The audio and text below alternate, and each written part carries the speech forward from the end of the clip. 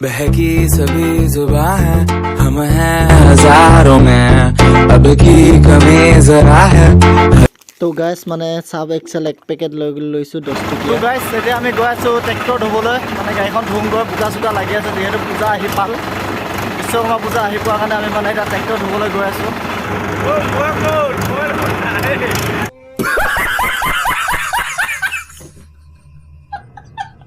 অসমবাসীলৈ মই মৰম যাচিলো, অসমৰ সন্তান হৈ ৰচনা ৰচিলো, মোৰ ৰক্তৰে ভৰা মোৰ গানৰ কলম, হলো অসমীয়া আমি চাও জয় আই অসম।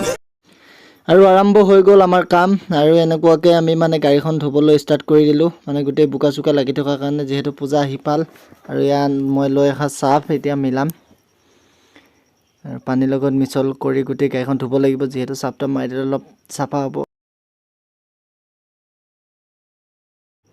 মানে বান্ধৱ কথাটো এনেকুৱা ধৰণৰ, যিহেতু আমাৰ যেনেকৈ বিহু চিহু আহিলে আমি নতুন কাপোৰ চাপোৰ পিন্ধি অলপ ষ্টেণ্ডাৰ্ড হৈ লওঁ, ঠিক তেনেকুৱাকৈ মানে যিহেতু বিশ্বকৰ্মা পূজা আহি আছে, অহা কাইলৈ যিহেতু বিশ্বকৰ্মা পূজা হ'ল, সেইবাবে ভাবিলোঁ আজি মানে গাড়ীখন অলপ ধুই কৰি অলপ নতুন কৰি লওঁ। নতুনটো ক'ত আৰু অলপ চাফ চিকুণ কৰিলোঁ, মানে দেখি ভাল লগাকৈ, আৰু সেইকাৰণে মানে আজি গাড়ীখন লৈ আহিলোঁ ধুবলৈ। আৰু তাকে মানে ভাবিলোঁ ভিডিঅ' এটা কৰোঁ আৰু আপোনালোকৰ মাজত প্ৰেৰণ কৰোঁ ভিডিঅ'টো, মোৰো এটা স্মৃতি হওক, আপোনালোকেও দেখক। তো গাইছ আজি মানে বিশ্বকৰ্মা বুলি গাড়ীখন ধুবলৈ আহিলোঁ। বৰ্তমান আমি একেবাৰে খালত নমাই লৈছোঁ গাড়ী, এফালে ছাইডত ইফালে খাল আছে, আৰু ইফালে আমি মানে অকণমান আতি দিয়ে গাড়ী ধুই আছোঁ। আৰু বৰ্তমান এফালে মানে আমাৰ একদম মেইন ড্ৰাইভাৰ গাড়ী ধুৱাই আছে, তাত গাড়ী তলতে লুকাই আছে মানুহটো। ক'তে লোৱা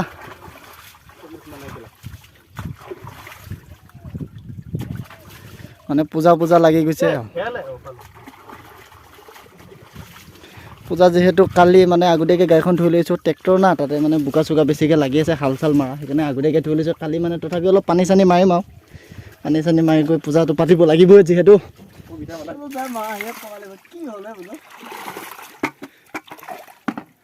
কেইখন আৱাজ দি আছে ন?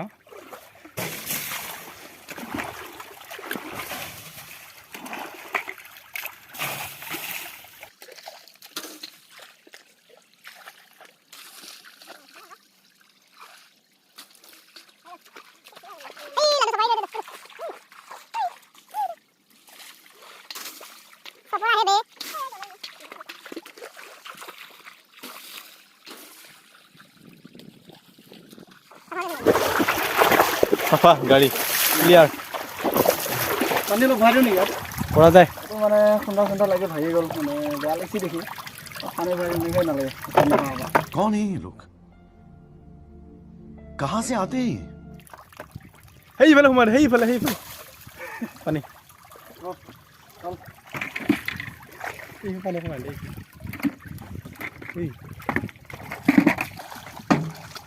চাফা হৈ যাব কালি।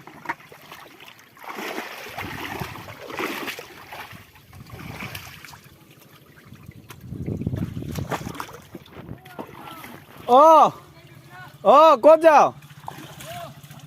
পূজা লাগিলে আমাৰ। যা ইমানটা মেচিন দিব যাব চাগে। বাছ হৈ গ'ল, ক্লিয়াৰ। সুন্দৰ আমাৰ গাড়ী টাকা টকেই আমাৰ বাবু গাড়ীত হৈ আছে দেই। চলো। তো গাইজ ফাইনেলি বৰ্তমান আমাৰ গাড়ী ধুই হৈ গ'ল, পূৰা চিকচিকীয়া হৈ গ'ল গাড়ী।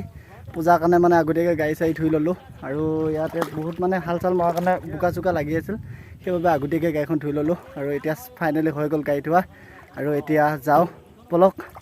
ভিডিঅ'টো আৰু ইমানেই, আৰু গাড়ীখন ধুলোঁ মানে পূজা বুলি, সেয়া ভিডিঅ' অলপ কৰিলোঁ। আৰু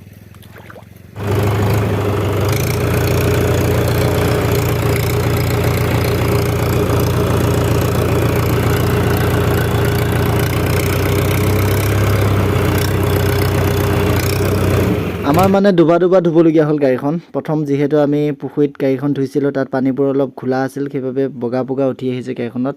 উঠনি যিহেতু কাৰেণ্টো নাছিল, সেইবাবে মানে মটৰেদি ধোৱা নহ'ল, সেইবাবে খালত লৈ গৈছিলোঁ। আৰু এতিয়া ভাবিলোঁ অলপ পানী মাৰি দিওঁ, অলপ ভাল হৈ যাব, বগাখিনি নাইকিয়া হৈ যাব। এতিয়া মানে আমি এইখিনি ঘৰতে ধুই আছোঁ, ধুবৰ কাৰণে অলপ অসুবিধা হোৱাৰ কাৰণে। গোটেইখিনি বস্তু মানে বান্ধৱ একেবাৰে নিয়াটো অসুবিধা হয়, সেইবাবে মানে আৰু ইয়াতে ঘৰতে ধোৱা ব্যৱস্থা কৰিলোঁ। আৰু অথনি কাৰেণ্ট নাছিলে, মানে এতিয়া কাৰেণ্টটো আহিল, সেইবাবে মটৰেদি মানে ঘৰতে ফালখন আছে আৰু ইফালে ট্ৰেইলাৰখন আছে আপোনালোকে দেখিছে সেইবাবে মানে এইখিনি ঘৰতে ধোৱা ব্যৱস্থা কৰিলোঁ